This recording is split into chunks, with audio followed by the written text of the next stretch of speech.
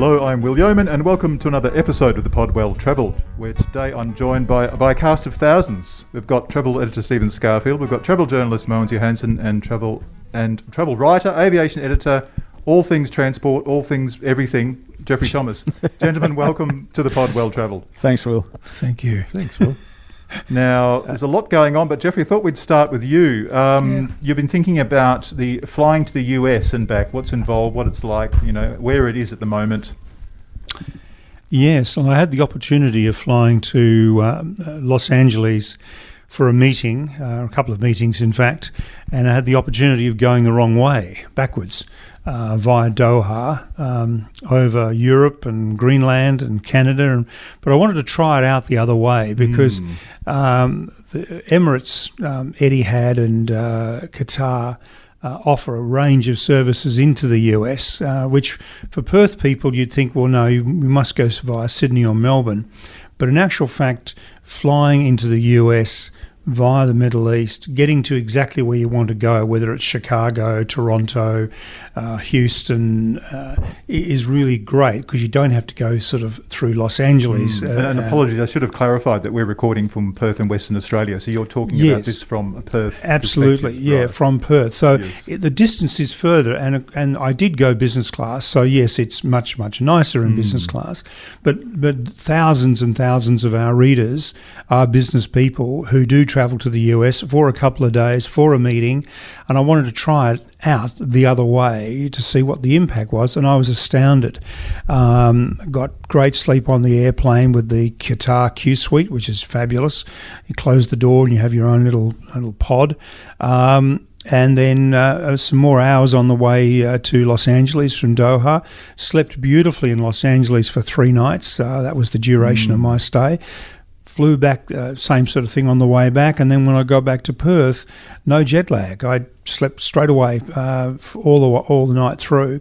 So from a point of view of sleepless in Los Angeles or sleepless in Seattle, I didn't have that, and I didn't have jet lag when I got back. So all in all, it was a tremendous experience, and certainly something to consider in the the Absolutely, it sounds like it. Stephen, you've never believed in jet lag anyway.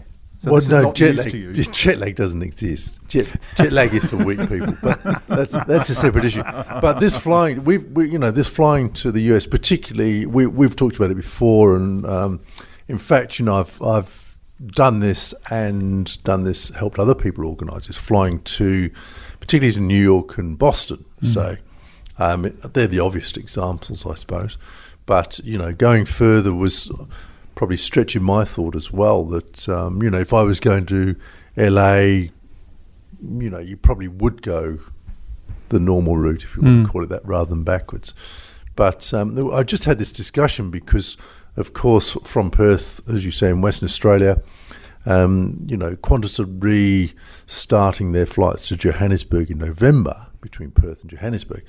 But even so, if you were going into Eastern or mid-Africa, it's still very easy through the Middle East. In some ways, if I was going to Addis Ababa or into Kigali or something, it's in a sense it's simpler through Dubai or... Well, particularly with the demise of South African Airways, which used to have a very big fleet based in Johannesburg and then would take you on to some of these other destinations in Africa. That basically doesn't exist anymore. So really the Middle East option, the hub through those Middle East places is certainly the way to get into most places in Africa seamlessly. Yeah, so I think Geoffrey's example, which is very interesting, and his experience with the jet lag and what we're just saying about Africa, for example, it's more about, there's 2 facets that I think about. One is that, it's questioning your normal way of travelling, I suppose, in that flying between point A and point B, you get used to one way, but there may be a better way, and even if it's slightly longer, it may be better. It may be less expensive, it may be less demanding on you. And secondly, of course, after 2.5 years of pandemic and airlines going broke or being on the verge of bankruptcy or being in shutdown, everything has changed, and there are some airlines which are coping with that better than others. So it may be conducive to, to think about different ways of doing what you used to do. I was just talking to a big travel company here in Australia. I mean, they have 2 people permanently on call on working on rebooking flights. So they're rebooking about 800 flights a week, flights that have been cancelled. Wow. So where they've booked someone to go on a cruise and the flight is cancelled just before those people are due to go, they have to find them another flight with another airline possibly. They were also saying that where an airline cancelled a flight, they would actually sort of push you even towards a competitor to say they've got flights, and they're not doing that anymore. That they're seeing airlines, some airlines pushing up prices and then their partner airline cancelling flights. So it's pretty messy out there. Looking at an alternative route might be good with an airline that you feel more comfortable with, say a Singapore Airlines, for want of a... Look, you're absolutely right with the disruptions, and it was interesting because I went onto Flight Radar to look at the particular flight I was taking out of Perth on Qatar, and I was astounded to see in the last basically 6 weeks or so, every flight had left within 5 or 10 minutes of the scheduled time of 11 p.m. at night. And I thought, wow, that's reliable. That in this day and age, that's amazing. But yeah, all my flights, a few were a bit late, but they all arrived. In fact, they all arrived ahead of time. So, which was great. So it was seamless and painless. Maybe this comment is sort of running out of time a bit, but I mean, I sort of feel, and Jeff can correct me on this or add to this, I sort of feel like the airlines which you're best flying with at this moment are the airlines that flew through the pandemic. Yep. So Qatar flew through the pandemic. Singapore Airlines flew through the pandemic. Indeed. So they kind of got a rolling start. And those that really just shut down and sent all their staff to work in Woolies or something.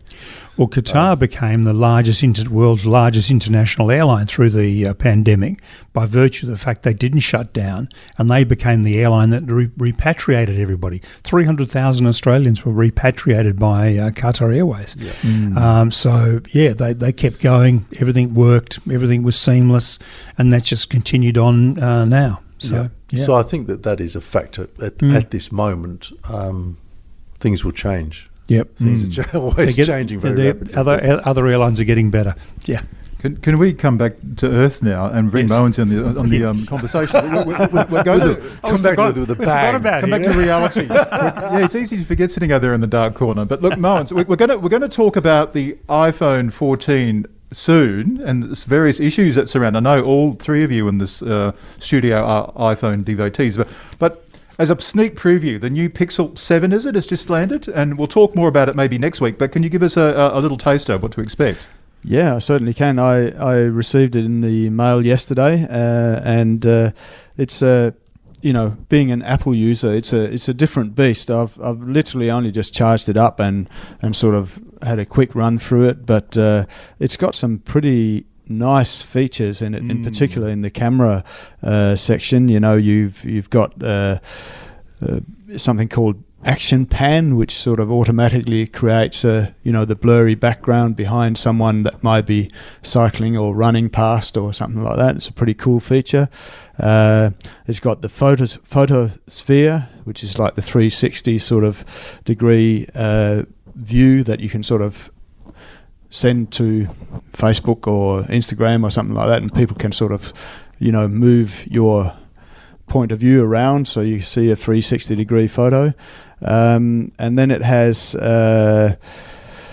what was the other thing I noted? It's got that sort of magic removal, hasn't it? Where the eraser. Where you can identify. That was the probably the thing I was looking forward to testing out the most, and it's actually why are you looking super. At me? Well, you're going to raise me. I mean, you have photobombed a few of my pictures, and I thought, if I can only get rid of him easily. You should know by now there's no getting rid of Stephen easily.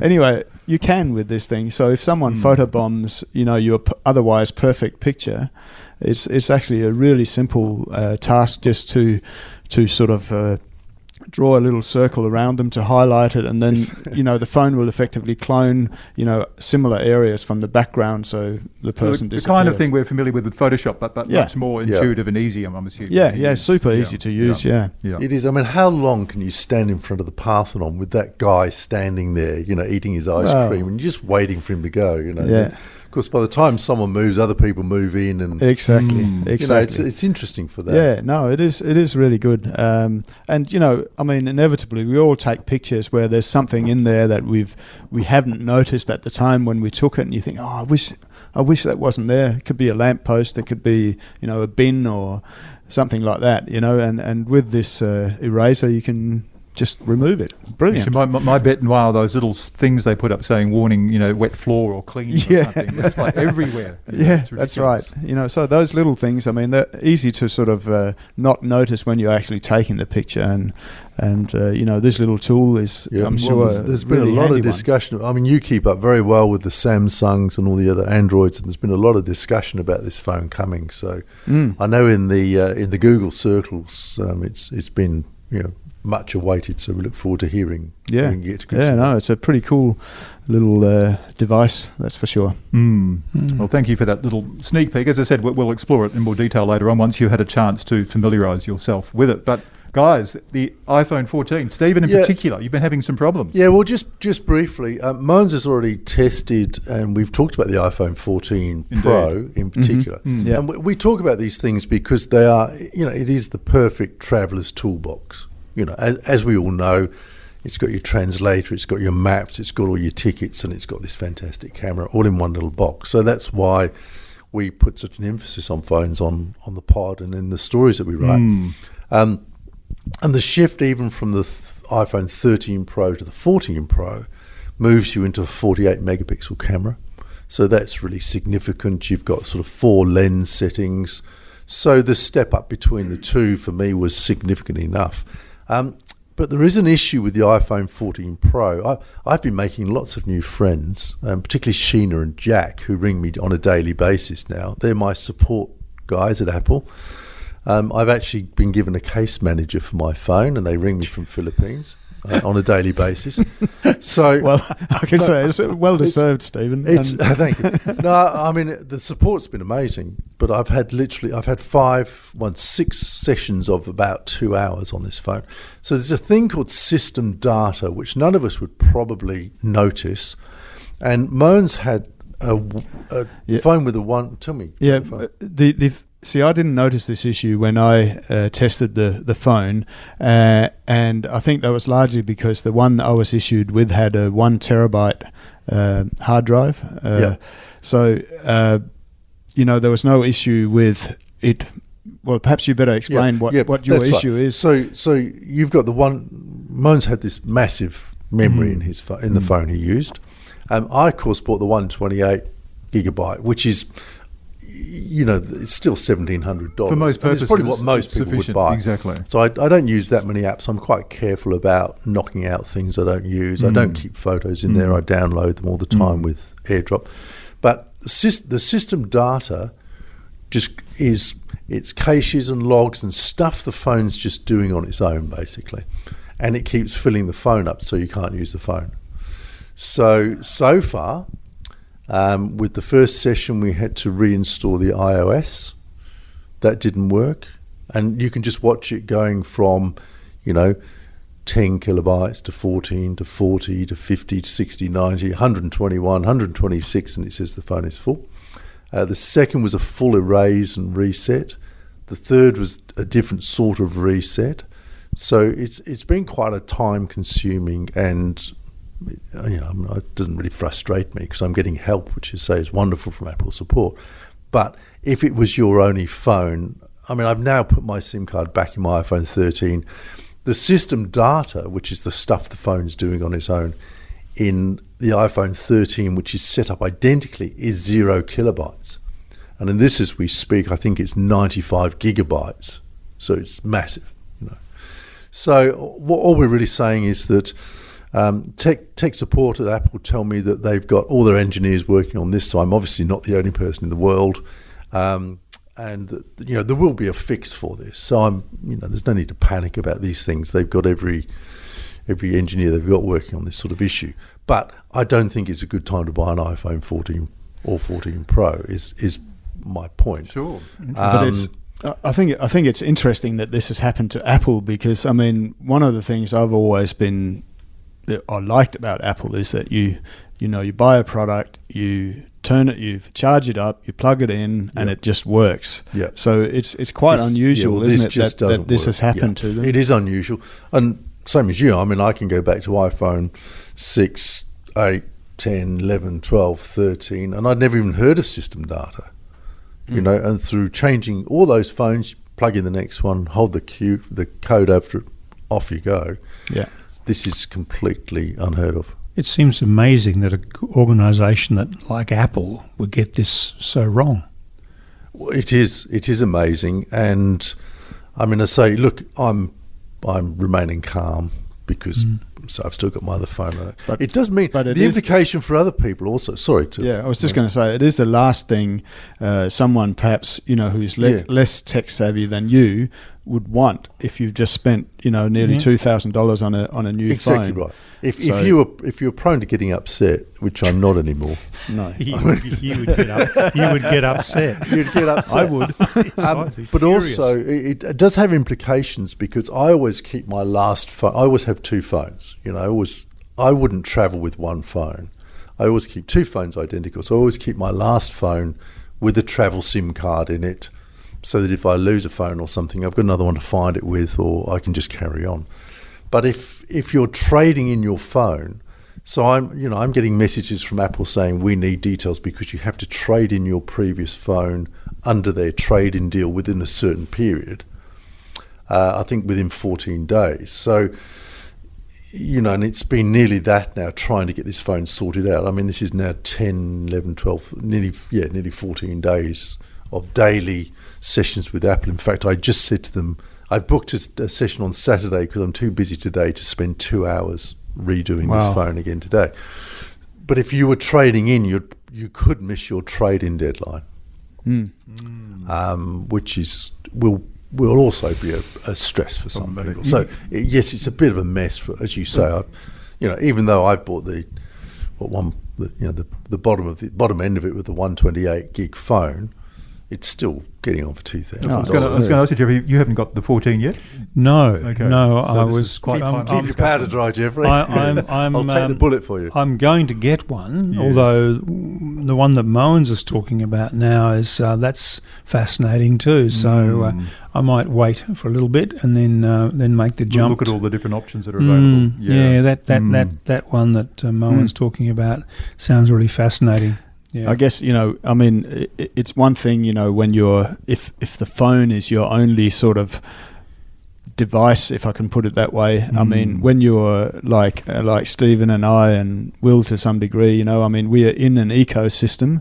So you have, you might have a laptop, an iPad, and so on. And if you're sort of mixing and matching, there's always something that doesn't quite transfer. For example, dropping pictures from one device to another and all those kind of things. It's true, because up until recently I had an Android phone and a Mac laptop, and now I've got a Windows laptop, and it works so much more seamlessly with an Android phone. It's just incredible. So it does make a big difference. That's right. As Mogens says, the whole ecosystem is important. For me, as you say, MacBook, iPhone, iPad, iCloud. My wife also has an iPhone, so we have family sharing and blah, blah, blah, and it's all within an ecosystem. That's very important. So, you may wish that you have the magic eraser in your iPhone, but if that's the deal breaker, or the only thing that sways you towards the Pixel, if everything else you have is Apple, you may be better off holding off for the 15, which might have an eraser. Yeah, it might. Or you can just wait for the bloke with the ice cream to move. It is an alternative. Indeed. There we go. The world of flying, the world of phones. Thanks, gentlemen. Until next week. Shall I go through the whole rigmarole where you can read us, where you can find us? It's nice to have you back, Will. Yes, we've I've been missed away you for a little while. the last month. Doesn't sound like it. I've been It's been I've been chaos. listening to the podcast, and you guys sound like being having a party every week. Yeah, We've been winging it without you. That's But very do fine work. the wrap up. I love Okay. the way you do it. It's like Also- poetry. My God, very bad poetry. So, yeah, for listeners who haven't yet signed up, westtravelclub.com.au/, I think it is, there's a little button on the top right-hand corner. /join. Sign up to our Sign up because you get our free e-travel edition every Wednesday, which includes a lot of extra stories you don't often see in the pages. They're all unlocked on the website. Am I allowed to say that? I'll say it. Yep. For a limited time only. But also you can find us all the time on the west.com.au/travel in the pages on Saturday and Sunday. This weekend we've got a fantastic cruising guide, for example. We've got some... Actually, it's a really bumper weekend, isn't it? Yeah, we've got 32 pages of in print on Saturday, 12 on Sunday. Yeah. So that's a pretty, having 44 pages of travel in print in this world is pretty unusual. It is pretty unusual, and I think almost every weekend has been not too much less than that, to be honest. I think we're really That's looking right. good at the moment. Yeah, no, it's huge. And I also mentioned, we've also got our kind of drive, our motoring West indeed. Wheels, which is 16 pages. So And that also the group comes out of on a us- Saturday as well. Yeah, inside travel. Yes, indeed. So we've actually got 60 pages on the go as we speak. Which is In print. Very How's impressive. Despite all this technology. And of course, don't forget, if you haven't already subscribe to the pod Well Travelled, which you can listen to wherever you get your podcasts. So, gents, thanks again. Let's go and have that coffee. Thanks, Will. Yeah, See you. thanks, Will.